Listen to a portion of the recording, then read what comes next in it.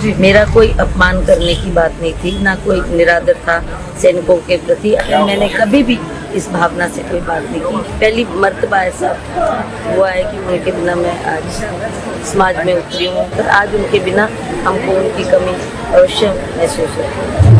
मेरी मजबूरी ये है कि मैंने लोगों को, अपनी महिलाओं के लिए आवाज़ उठानी है। तो 4 साल में कोई सरकार ने ऐसा कार्य नहीं किया है जिसके लिए हम कह सकें कि इनके कार्यकाल में ये काम हुआ। सिर्फ इन्होंने अपने कार्यकाल में उन चीज़ों का उद्घाटन किया है जो पूर्व सरकार ने काम किया। लोग कांग्रेस का समर्थन करना चाहते हैं, कांग्रेस को जिताना चाहते हैं। सबसे पहले आपका स्वागत करना चाहेंगे लाइव टाइम्स टीवी पर।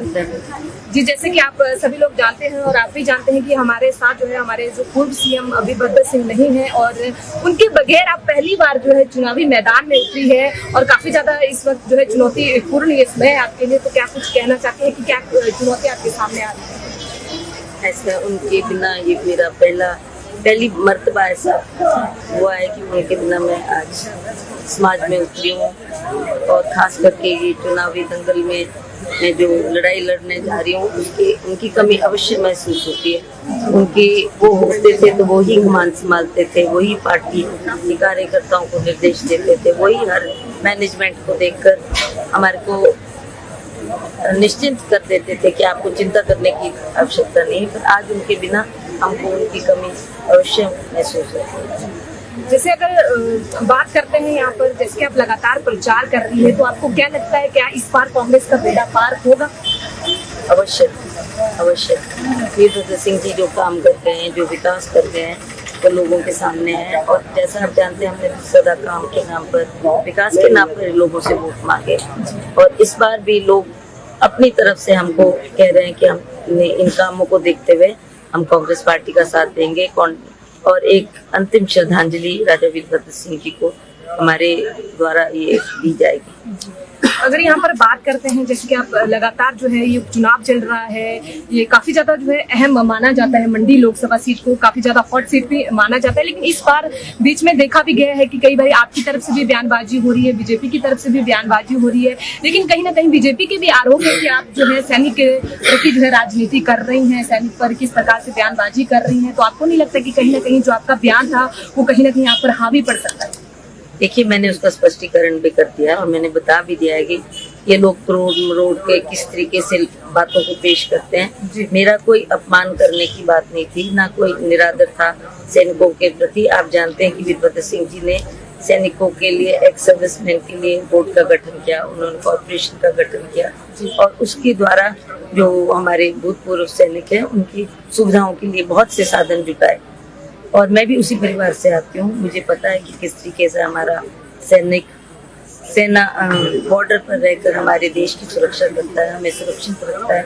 उनके प्रति निरादर पूर्वक बात करना बहुत ही अपमानजनक है। मैंने कभी भी इस भावना से कोई बात नहीं की। ये तो आजकल सोशल मीडिया के तहत इस बात को इतना उछाला जा रहा है और बेमतलब की बात लोगों के बीच में करके लोगों को भ्रमित करने का प्रयास किया जा रहा है। जी, जैसे कि आपने जो बयान दिया था नाचन विधानसभा क्षेत्र में दिया था, लेकिन उसके बाद कहीं ना कहीं ये भी देखा गया है कि जितने की कांग्रेस के कार्यकर्ता हैं वो सैनिकों के विपक्ष में जो है विरोध में बयान देते हुए यहाँ पर दिखाई देते हैं। आज भी जो है एक कार्यकर्ता थे, उन्होंने भी कहा था कि जो ब्रिगेडियर साहब थे उन्होंने कोई बड़ी लड़ाई नहीं लड़ी, या इस प्रकार से उन्होंने कुछ बयान दिया था। तो आपको क्या लगता है कि आपके बयान से ये कांग्रेस के और भी कार्यकर्ता कुछ जो है बोलते हैं? इसके साथ ही आगे भी बढ़ेंगे, जैसे कि बीजेपी की तरफ से एक और भी आरोप है कि आप जो है मजबूर कैंडिडेट है। अब मैंने उसका भी स्पष्टीकरण दिया है। जो माननीय मुख्यमंत्री ने शायद कहा कि वो मजबूरी में चुनाव लड़ रही है, ऐसी बात नहीं है। मेरी मजबूरी ये है कि मैंने लोगों को, अपनी महिलाओं के लिए आवाज उठानी है, अपने बेरोजगार युवकों के लिए आवाज उठानी है। उसी तरह से जो हमारे माननीय वीरभद्र सिंह जी के काम थे उनको पूरा करना है। ये मेरी मजबूरी है कि हमने इन सभी को के लिए कार्य क्षेत्र में करना है। तो ये इस बात को भी जिस तरीके से इन्होंने पेश किया वो बात बिल्कुल गलत है, और मेरा कहने का तात्पर्य ऐसा बिल्कुल नहीं था।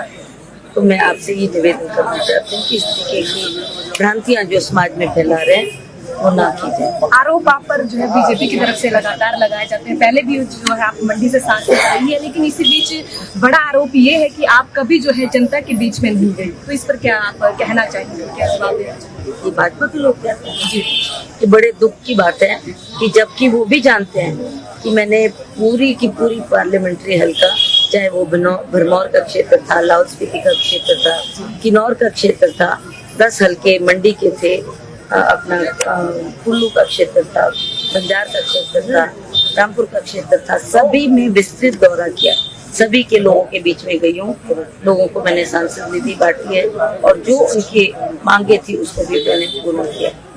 अगर बात करते हैं मंडी लोकसभा की, आप जानते हैं कि 17 विधानसभा क्षेत्र इसमें आते हैं, आप जो है प्रचार भी कर रही हैं, कई जगह गई, आपको क्या लगता है कि कौन कौन सी विधानसभा क्षेत्र ऐसे जहाँ पर आपको ज्यादा एफर्ट्स डालने की जरूरत है?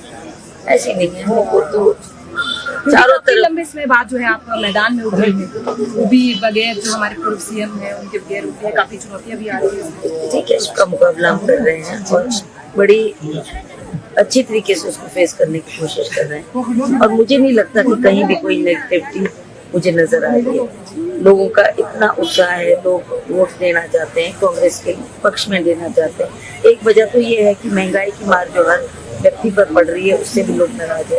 बेरोजगारी का मुद्दा है, इससे भी लोग नाराज है कि हमारे जो नरेंद्र मोदी जी थे, उन्होंने आश्वासन दिया था पर 7 सालों में उन्होंने किसी को भी रोजगार नहीं दिया। तो मुझे लगता है कि इन बातों को ध्यान में रखते हुए और कांग्रेस के द्वारा जो विकास के कार्य किए गए उसको ध्यान में रखते हुए अवश्य ही लोग कांग्रेस का समर्थन करना चाहते हैं, कांग्रेस को जिताना चाहते हैं। मेरा आखिरी सवाल ये है, जैसे आप कह रहे हैं महंगाई है, कई मुद्दे हैं, ये तो जनता के मुद्दे हैं, लेकिन सरकार को 4 साल पूरे होते, इसी बीच विपक्ष के क्या कुछ उपलब्धि है?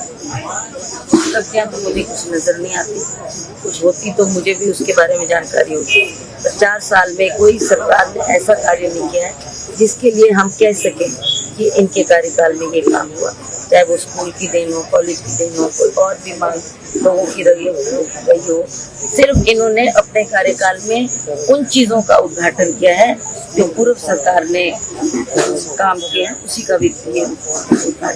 जी, बहुत बहुत शुक्रिया हमारे साथ जुड़ने के लिए। तो ये हमारे सत्ता के सेमीफाइनल में मंडी संसदीय क्षेत्र से सियासत की मंडी लेकर आ रहा हूं मैं हूं मनोज ठाकुर, जो आपको मंडी संसदीय क्षेत्र से 6 जिलों और 17 विधानसभा क्षेत्र से बताऊंगा लोगों का रुझान और दिखाऊंगा कि आखिर क्या है ग्राउंड रियलिटी। देखना ना भूलिए सियासत की मंडी लाइव टाइम्स टीवी के साथ। सियासत की मंडी is brought to you by Goyal motors. खबरों और अपडेट्स के लिए लाइव टाइम्स टीवी के फेसबुक चैनल को फॉलो और लाइक करें।